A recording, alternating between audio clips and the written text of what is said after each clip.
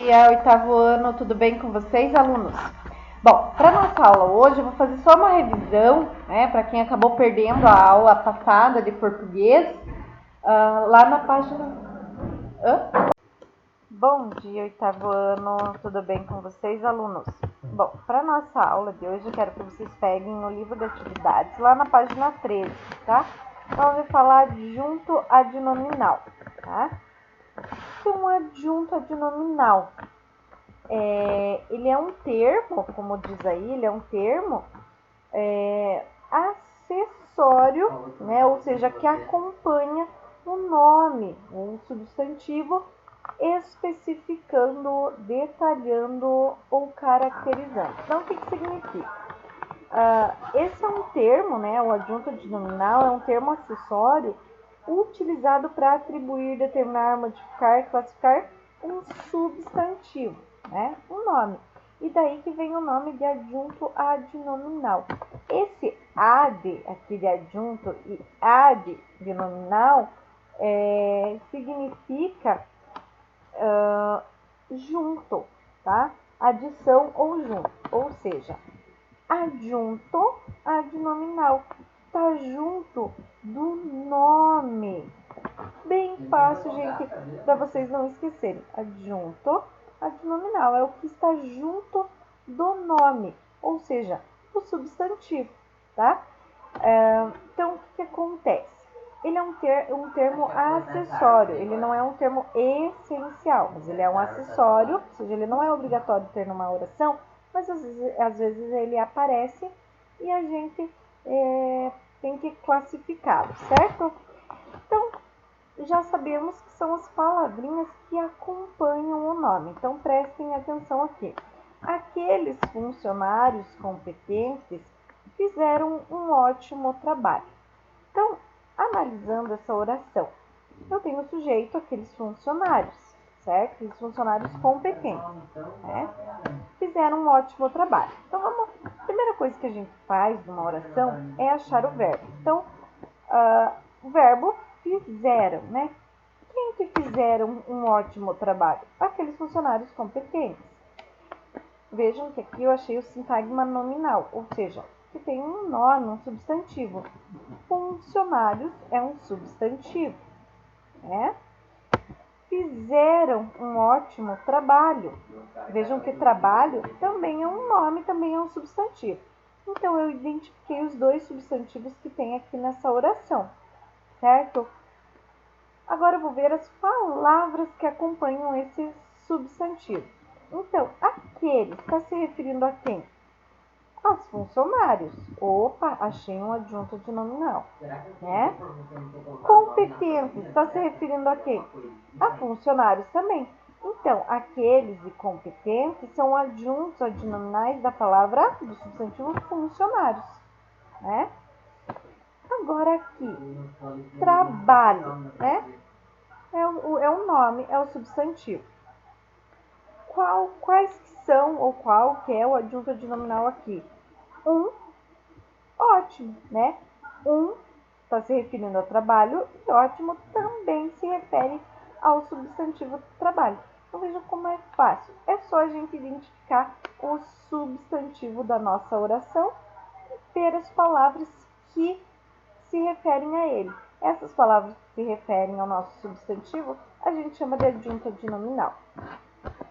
Aqui, veja na tabela a seguir as classes de palavras que podem funcionar como adjuntos adnominais. Então, aqui, gente, nós temos várias classes de palavras que podem ser um adjunto adnominal. Então, nós temos aqui adjetivos podem funcionar como adjuntos adnominais, tá? Então, por exemplo, livro educativo, substantivo livro, educativo é o meu adjetivo que está com a função de adjunto adnominal. Incrível salto. Salto é o substantivo e incrível é um adjetivo também com a função sintática de adjunto adnominal. Locuções adjetivas, que são palavras que, expressões que equivalem a um adjetivo. Então, livro de José. de José se refere ao livro. Então, uma locução adjetiva. Arte do Japão. Aqui também uma locução adjetiva do substantivo arte. Além dos adjetivos e locuções adjetivas, nós temos também os artigos definidos e indefinidos, que nem aqui, ó, um ótimo trabalho, né? É um artigo indefinido. Então, a fruta, esse a é um artigo definido, uma conversa. Esse uma, né, que se refere à conversa, é um artigo indefinido. Outra classe de palavras que podem exercer essa função de adjunto adnominal são os pronomes. Os pronomes possessivos, os pronomes indefinidos e os demonstrativos. Então, meu amigo, minha amiga. Vejam, são pronomes possessivos que se referem à palavra amigo, então tem aqui a função de adjunto adnominal. Os pronomes indefinidos, algum dia, qualquer pessoa. Os pronomes demonstrativos, né, que demonstram esta decisão. Veja que decisão é o substantivo. Esta é o pronome demonstrativo que está acompanhando esse substantivo, por isso tem a função de adjunto adnominal. Aquela observação. Observação é o substantivo, ó. Aquela, estou demonstrando qual observação. Aquela. Então, esse pronome demonstrativo também está exercendo a função de adjunto adnominal, certo? Além dessas classes, nós temos também os numerais, tá? Numerais também podem se tornar adjuntos adnominais. Então, por exemplo, dois amigos, né? Amigos é o substantivo, dois é o numeral que está acompanhando, que está se referindo ao substantivo. Três irmãs, mesma coisa, tá? Ficou claro, então, o que é um adjunto adnominal? Agora, sabendo disso, façam as atividades correspondentes a esse conteúdo, tá bom? Até a próxima aula, alunos. Tchau! Então, vejam que Maria está bastante preocupada. Ela está bastante o quê? Preocupada. Então, o bastante é um advérbio que muda o adjetivo preocupada, né? Bastante dá essa circunstância de intensidade, tá? Outro exemplo, Marcos mora muito perto. Vejam que eu tenho perto, que é um advérbio, e tenho muito, que é uma palavra que está modificando o próprio advérbio, dando também uma relação, uma circunstância de intensidade, tá? Sabendo disso, como que a gente coloca o adjunto adverbial numa frase? Ou seja, como que a gente faz a pontuação desse adjunto adverbial? Então, quando ele está no início da oração, a vírgula é obrigatória, tá? Por exemplo, à noite, ela leu o livro. Veja que aqui nós temos o adjunto adverbial de tempo, que foi quando ela leu o livro, à noite. Então, antes, no início da oração, uso vírgula. No meio da oração, a vírgula também é obrigatória. Então, vamos pegar o mesmo exemplo, mudando só a posição do advérbio. Então, o advérbio agora foi para o meio. Ele continua com vírgulas. Então, ela, vírgula, à noite, vírgula, leu o livro, tá? Então, aqui quando essa palavra, né, o adjunto adverbial ou essa expressão, ela dá uma circunstância na nossa frase, tá? Essa circunstância ela pode ser de tempo, lugar, modo, negação, dúvida, afirmação, intensidade e causa, tá? Então, por exemplo, ela entrou rapidamente em casa. Veja que rapidamente é o modo com que ela entrou em casa. Então, vejam que essa palavrinha, ela modifica o verbo entrar, né? E é um advérbio de modo, porque é um modo como ela entrou em casa. O outro exemplo, Maria está bastante preocupada.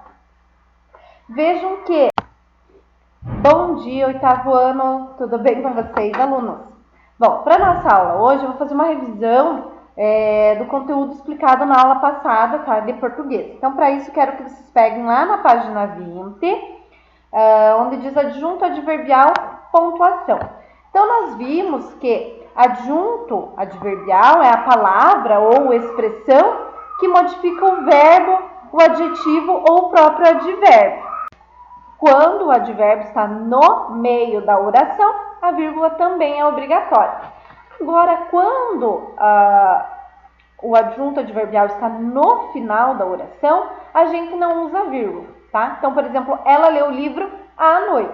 Então, como o advérbio, que o adjunto adverbial está no final da oração, nós não usamos a vírgula. Então, veja outro exemplo. O motorista dirigia o veículo com atenção. Com atenção é um modo com que ele dirigia. Então, aqui a gente não usa a vírgula porque está no final da oração. Agora aqui, com atenção, o motorista dirigia o veículo. Vejam que aqui o adjunto adverbial está no início, então a vírgula é obrigatória. O motorista, com atenção, dirigia o veículo. Vejam que mudou, né, a posição, então o adjunto adverbial está no meio da oração, entre vírgulas, obrigatoriamente, tá? Se o adjunto adverbial for de curta extensão, ou seja, de uma palavra só, a vírgula é facultativa. Então, por exemplo, ontem Carlos comprou 3 livros. Ontem é o adjunto adverbial de tempo, né? Que foi quando ele comprou os 3 livros. Então, ontem. Eu posso usar sem vírgula ou com vírgula, por ser apenas uma palavra, tá? Então, tomar cuidado. Se for uma palavra, um adjunto adverbial for de curta extensão, a vírgula ela é facultativa. Bom, como combinado, então vocês fariam as atividades aí da página 16 e 17.